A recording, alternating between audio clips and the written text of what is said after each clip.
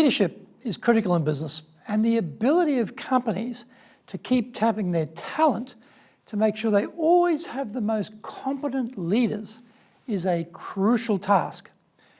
The system actually worked in Japan up until the late 1990s, but it is not working now. The education of leaders in Japan is way behind compared to the West. Companies can't dither around any longer. Japan has to really fix this issue and has to do it now.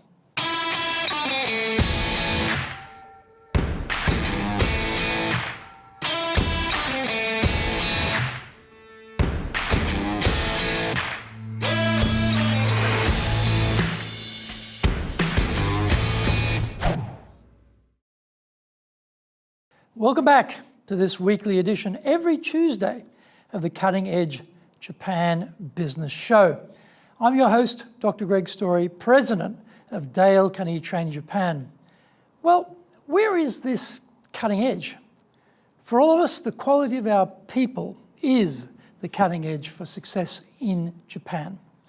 In this show, I will stimulate your thinking about ramping up your business, bring you insights from the best training organization on the planet, provide you with the highest quality Japan information, motivate you to motivate yourself and motivate those around you, help you to shoot the lights out at results time. I don't want to just help you to succeed in business. I want you to dominate. Before we get into this week's topic, here is what caught my attention lately. Japan is facing the impending demographic crunch by investing in robots, software and automation. Goldman Sachs economists are predicting that if investment doesn't rise in response to the labour shortage, Japan will have persistent zero growth from 2030 onward.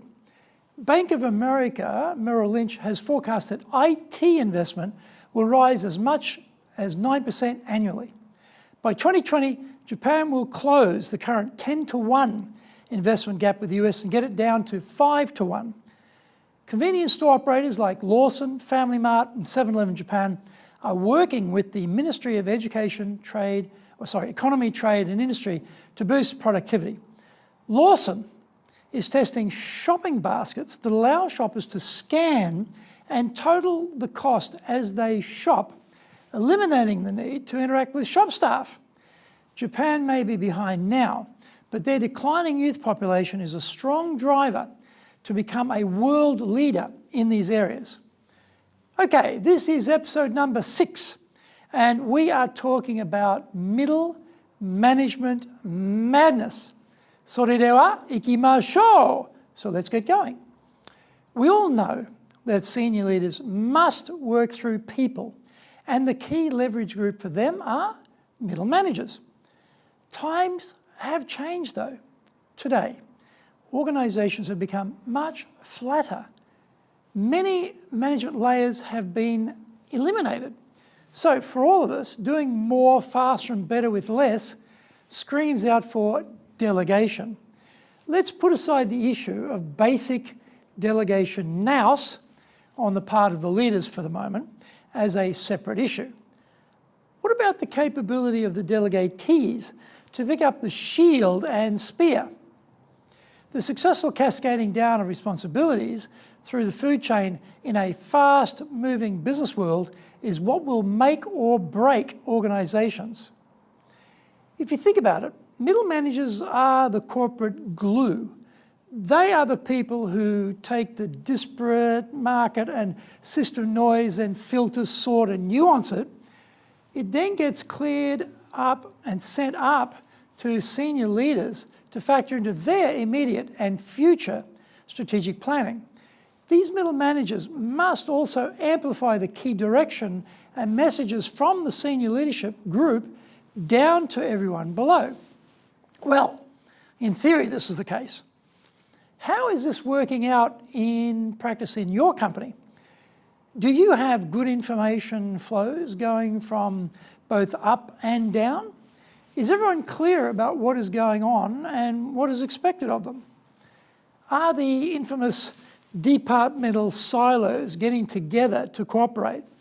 Are they able to do this because they all understand and have all bought into the senior leadership team's vision and plans for the organisation? If it is not all sweetness and light, let me talk a little about why that may be the case. Knowing this information may help to work out how to fix the situation. Middle managers in Japan are tutored by their senpai, their seniors.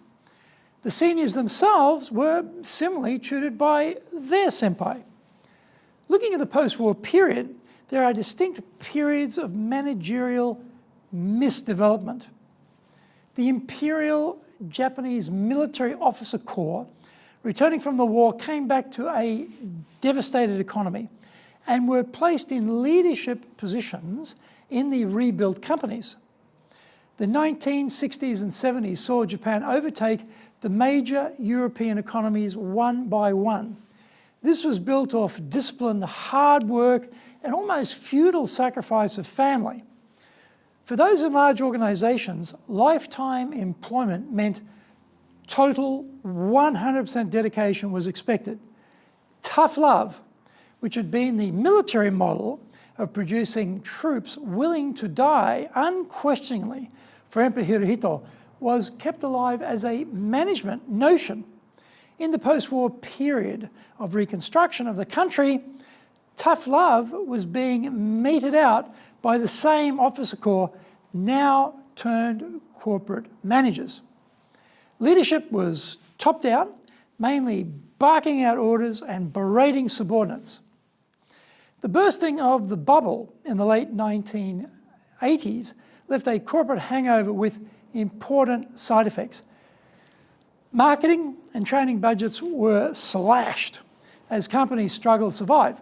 30-somethings in the 1990s became the lost leadership generation because they didn't get much leadership training. They had to work it out for themselves. They were moving up the ranks and they were being promoted, but not because of their ability. It was based on age and seniority. Unfortunately, by the time the training faucet got turned on once again inside companies, it went to their core high or juniors. They might have become the senpai themselves now, but they'd missed out. The content of their inherited tutor curriculum from their own senpai became all they had to go on, and the tough love methodology became frozen in time. The post-war system emphasised hard skills, but had little clue how to develop civilians using soft skills. Today, in their 50s and 60s, and in senior roles, many older leaders have not been challenged by a new management idea in 20 years or 30 years. Isn't that a scary thought? It gets worse when you consider older leaders having to deal with the internet-savvy younger generation. By the way, the psychological and values gap between this older senior generation and the younger millennials now entering the workforce is vast. Think measurable in light years rather than calendar years. That is the gap we are talking about. Just go ask these young people how well they think the senior leaders in their company understand their generation. Brace yourself for the answer.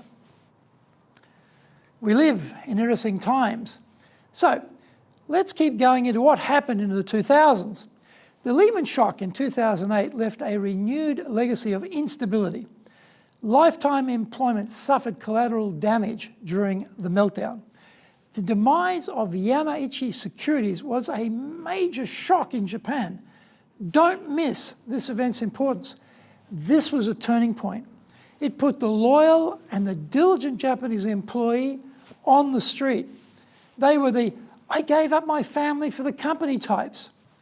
This was a hammer blow to the traditional worker-company mutual benefit win-win compact. In the immediate post-Lehman period, training and marketing budgets again took some intense blows. The upshot of all these things has been that senpai-led on-the-job training, or OJT, has remained the central pillar of middle management education in Japan. Here is a key point to put all of this into context. OJT's philosophical and practical roots stretch unbroken to the pre-1945 Imperial Officer Academies of tough love. Think about this conundrum. This is a highly literate, well-educated society, extremely sophisticated and advanced. So, why is there still no domestic equivalent in Japan of the quality of the West's major business schools, churning out the best and the brightest middle managers? My previous company sent me to the Harvard Business School during a snowy and cold February to attend a week-long program called Managing Professional Service Firms. It was a tremendous experience, but the real Japan insight for me came after the course was finished. I was sitting on the plane on the long flight back home thinking to myself, wow, Japan has nothing like this. Why is that? Waseda, Keio, and Hitotsubashi universities have tried to catch up, and Hori-san launched Globus University to try and bridge the gap. I think everyone would agree, well, we still have some way to go, though.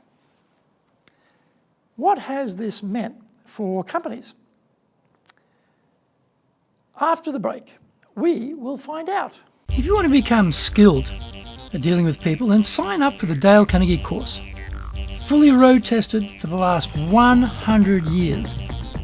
This course is super popular globally and in Japan too. We've been teaching this for over 50 years here. Improve your ability with people, really ramp up your communication and leadership skills, grow your confidence and end your stress. Contact us to do the Dale Carnegie course now in either Japanese or English. Welcome back. So, where are we today? What has this meant for companies? We are left with multi-generations of uneducated managers doing their best, but still channeling their past use-by-date, unreconstructed senpai's leadership techniques stretching back to the pre-war period.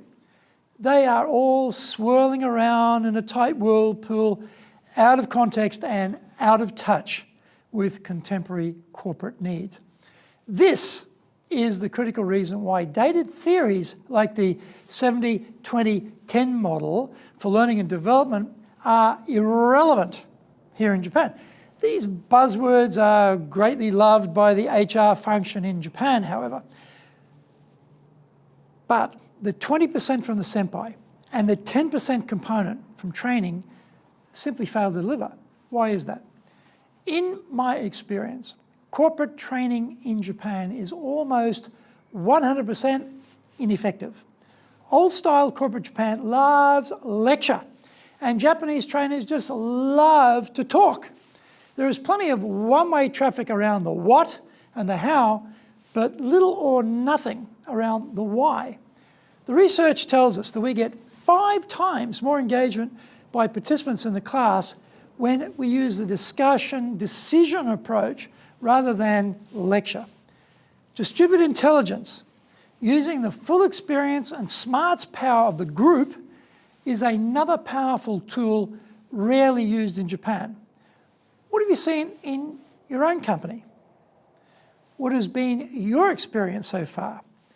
Are you confident the people running the training programs really know their stuff and know what they are doing?